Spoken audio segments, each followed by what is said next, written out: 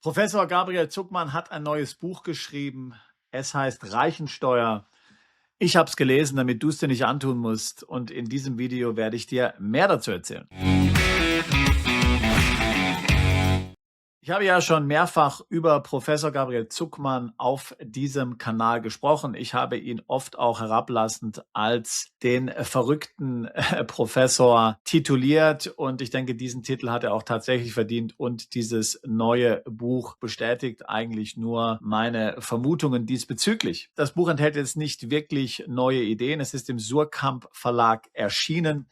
Wie gesagt, kannst du auf Amazon kaufen. Es ist ein sehr dünnes Buch, 55 Seiten lang. Du kannst es in 1 oder 2 Stunden ohne weiteres lesen. Es ist sehr einfach geschrieben, das muss man ihm zugutehalten. Wenn dich das Thema Steuern interessiert, dann sicherlich eine interessante Lektüre. Ich habe das Gefühl, dass es so zusammengestellt wurde aus verschiedenen Artikeln und verschiedenen Publikationen, die ihm zugeschrieben werden. Das heißt, die Ideen, die darin letztlich präsentiert werden, sind ja nicht wirklich neu. Er plädiert schon lange für eine Reichensteuer. Die Reichensteuer, wie sie jetzt in diesem Buch präsentiert wurde, hat er zum ersten Mal letztlich in der Art und Weise als kohärentes Modell vorgestellt, als Brasilien den G20-Vorsitz innehatte. Dort wollte man ja eine Reichensteuer, eine Milliardärssteuer implementieren. Das hat dann nicht geklappt. Danach haben die Linken in Frankreich versucht, diese Reichensteuer zu implementieren. Auch das hat nicht geklappt. Sie war sogar zu links für Frankreich. Das will ja schon einiges heißen. Jetzt also dieses Buch hier von Professor Zuckmann, der ja immerhin in Berkeley lehrt, in Kalifornien. Aber das sagt wahrscheinlich mehr über Berkeley aus als über ihn.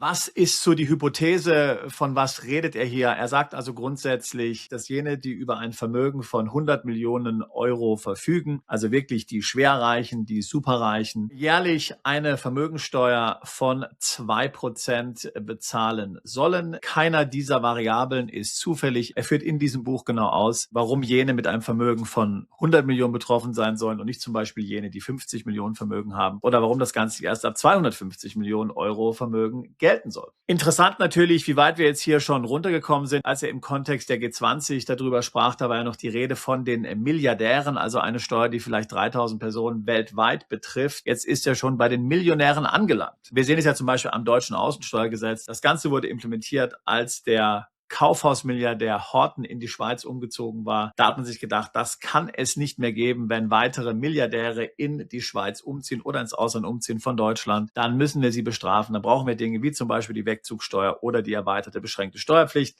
Auch damals ging es um Milliardäre und du siehst es ja, heute geht diese Wegzugsteuer und natürlich auch die erweiterte beschränkte Steuerpflicht und all diese Dinge, sie betreffen heute jeden eigentlich, der ins Ausland umziehen will. Nächstes Beispiel, die Abgeltungssteuer. Die Abgeltungssteuer wurde angeblich eingeführt, um jene Millionäre und Milliardäre, die Geld in der Schweiz gebunkert haben, steuerlich zur Kasse zu bitten. Aber natürlich war es keine Steuer, die nur Milliardäre betroffen hat, sondern es war eine Steuer, die dann jeden Anleger betroffen hat. Du erinnerst dich vielleicht, vor 2008 war es grundsätzlich möglich, Aktien steuerfrei zu verkaufen, wenn eine gewisse Mindesthaltefrist eingehalten wurde. Also wenn dir irgendein Politiker erzählt, das betrifft nur die Reichen und die Superreichen und die Milliardäre und so weiter, dann streich im Kopf schon mal 3, 4, 5, 6 Nullen weg bei dem, was sie sagen. Denn in Wirklichkeit geht es um alle, um jede, die ein bisschen Vermögen aufgebaut haben, die auch nur ein kleines Einfamilienhaus aufgebaut haben oder vielleicht ein Familienunternehmen, aber es lässt sich natürlich alles viel besser verkaufen und natürlich alles viel besser propagandistisch aufbereiten. Wenn man von den Superreichen spricht, denn schließlich hat niemand Mitleid mit den Superreichen. Wenn man es irgendwo nimmt, dann nimmt man es doch lieber von den Superreichen, die haben ja so viel und nicht bei all jenen, die möglicherweise auch wohlhabend sind, aber etwas weniger haben. Das sind alles nur Taschenspielertricks. Da geht es um Manipulation, um Vertuschung. In Wirklichkeit, und so musst du auch dieses Buch verstehen, Reichensteuer, geht es um jeden, der auch nur ein bisschen Vermögen aufgebaut hat. Grundlage des Buches ist letztlich, und allein schon das finde ich absolut abartig, er beschreibt, dass im Grunde genommen die Abgabenquote in Frankreich über 50% beträgt. Ja, also wenn man letztlich alle Steuern zusammenfasst, die man so bezahlt, alle Sozialabgaben, die man so bezahlt, nicht nur die direkten Steuern, sondern auch Dinge wie zum Beispiel Mehrwertsteuer, Steuer auf Treibstoffe und Grundsteuern, Grunderwerbsteuern, was sonst noch so alles gibt, dann ist man in Frankreich hier durchschnittlich bei über 50%. Also über 50% deines Einkommens frisst der Moloch-Staat. Und das findet Herr Zuckmann also absolut korrekt. Und seine These ist nun, dass die Reichen eben nicht mindestens 50% Abgabenquote haben, sondern sehr viel weniger bezahlen. Und jetzt fragst du dich, Wie kann das eigentlich sein? Also auch ein Reicher, der in Frankreich wohnt und zum Beispiel Dividenden ausgeschüttet bekommt oder ein Gehalt ausgeschüttet bekommt, der wird doch auch ganz sicherlich Steuern auf diese Einkünfte bezahlen müssen. Aber da definiert Zuckmann Einkommen ganz neu. Er sagt nämlich jetzt auf einmal, dass auch nicht realisierter Vermögenszuwachs als Einkommen zu rechnen ist. Also nehmen wir an, du hast ein Einfamilienhaus, das ist 400.000 Euro wert und jetzt hast du das Glück, dass du ein gutes Jahr hast und der Wert steigt in einem Jahr um 40.000 Euro an, also um 10%. Dann sagt Professor Zuckmann, du hast in diesem Jahr 40.000 Euro verdient. Natürlich hast du kein Geld bekommen. Natürlich ist dieser Wert volatil. Im nächsten Jahr kann das Ganze wieder fallen. Aber er sagt, du hast 40.000 verdient, also musst du jetzt auf diese 40.000 Steuern bezahlen. Und da natürlich Reiche hauptsächlich Beteiligungen haben, zum Beispiel an Aktien, zum Beispiel an Familienunternehmen, betrifft sie das natürlich ganz besonders, denn viel verlassen sich ja Wohlhabende im Verhältnis zu ihrem Gesamtvermögen nur ein relativ überschaubares Einkommen, wie zum Beispiel Gehalt oder Ausschüttungen zukommen. Nicht berücksichtigt wird, dass wenn du ein Unternehmer bist, du ja bereits Körperschaftssteuer bezahlst. Nicht berücksichtigt wird auch das Risiko, das du ja aufnimmst. Jeder Unternehmer weiß, dass du dein gesamtes Vermögen verlieren kannst.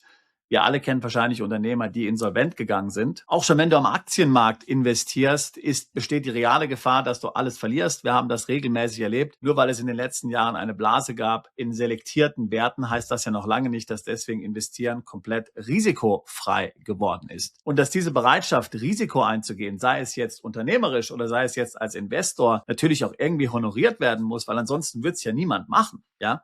Und wenn niemand investiert in den Aktienmarkt und wenn niemand investiert in Unternehmen und wenn niemand ein neues Unternehmen aufbaut, was würde damit unserer Wirtschaft passieren? Deswegen werden diese Dinge möglicherweise leicht steuerlich besser gestellt, wenn überhaupt. Also wenn du eine Gewinnausschüttung aus einer deutschen GmbH bekommst und du hast das Ganze schon mal in der GmbH versteuert mit Unternehmenssteuern 30% und dann auch noch bei Ausschüttungen nochmal 25%, dann zahlst du ja locker auch über 50%. Aber das sei mal jetzt dahingestellt. Ja? Pervers überhaupt ja die Idee, dass es irgendein System gibt, wo es in Ordnung ist, dass man dem Staat 50% seines Einkommens übergeben muss. Übrigens, die Abgabenquote in Frankreich ist natürlich enorm hoch.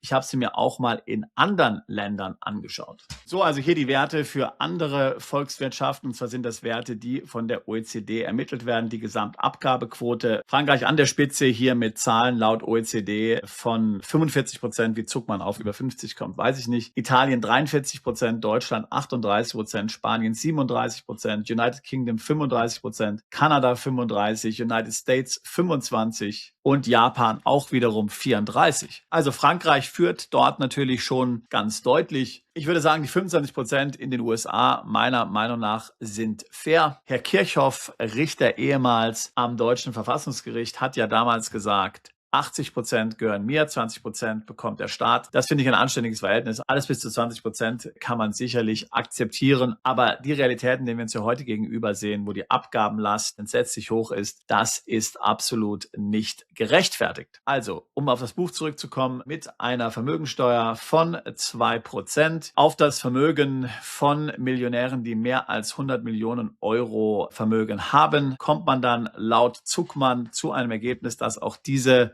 Vermögenden dann entsprechend 50% ihres Einkommens an den Staat abführen. Besonders brisant ist natürlich die Idee, weil er ganz klar davon spricht, dass irgendwelche Gestaltungen wie zum Beispiel Holdinggesellschaften oder auch Stiftungen, Trusts und ähnliche Modelle von der Besteuerung ebenso erfasst werden sollen. Das heißt, wenn du eine Stiftung in Liechtenstein hast und dann ja argumentieren kannst nach deutschem Recht, das ist nicht mehr mein Vermögen, sondern das ist jetzt das Vermögen der Stiftung, das würde laut Zuckmann nicht akzeptiert werden in seinem Modell. Auch darauf muss man dann die Steuern bezahlen. Die Stiftung wäre transparent. Also, nun ist das ja zunächst mal ein verrückter Professor, aber man darf natürlich nicht unterschätzen, dass er enormen Einfluss hat. Er hatte den Think Tank Tax Observatory gegründet. Dieser wird von der Europäischen Union finanziert. Da der Zeit mit solchen verrückten Ideen dann zu kommen, wie die er in dem Buch jetzt präsentiert hat, die Idee der Reichensteuer. Und wenn wir uns die Diskussion in Deutschland anschauen, die es momentan gibt bei der SPD, wo es ja auch um die Reform der Reichensteuer geht, aber dann natürlich noch viele andere Dinge auch, die so im Hintergrund alle diskutiert werden, dann ist das natürlich alles eine besorgniserregende Entwicklung. Und wenn du ein Leistungsträger bist, dann solltest du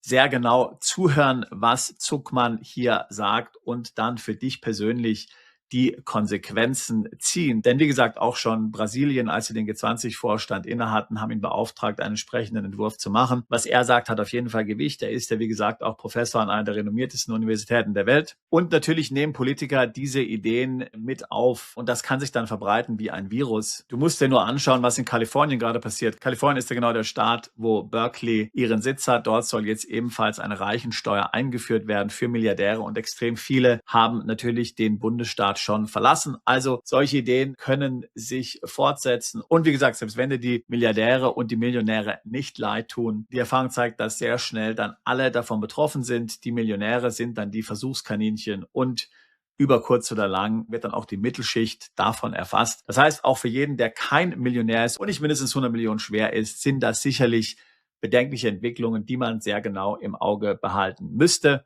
Meine Lösung, meine Antwort kennst du darauf. Mach dich vom Acker so schnell es geht. Schaue, dass dein Vermögen nicht in der EU konzentriert ist am besten. Es wird immer Länder geben, die Leistungsträger nicht bestrafen, die Leistungsträger den roten Teppich ausrollen, die Leistungsträgern dankbar sind, dass sie investieren und wo man sich nicht dafür schämen muss, dass man erfolgreich ist. Solche Länder rate ich dir aufzusuchen und jetzt eine Struktur zu etablieren, zum Beispiel über einen Plan B oder über einen konkreten Plan A, wenn du schon weißt, wohin du auswandern willst. Wir können dich gerne dabei unterstützen. Ich habe Deutschland, ich habe die EU vor 25 Jahren verlassen. Ich habe es nie bereut, keinen einzigen Tag. Glaub mir, du wirst es auch nicht tun. Und seit 20 Jahren unterstützen wir Mandanten dabei, ins Ausland umzuziehen, sich steuerlich zu optimieren, zweite Staatsbürgerschaften zu erlangen und natürlich auch Aufenthaltstitel, ihr Vermögen vor dem Staat zu schützen und neues Vermögen aufzubauen. Ich würde mich freuen, auch dich alsbald zu unserer Mandantschaft zählen zu können. Bist du Unternehmer, Freiberufler oder Investor?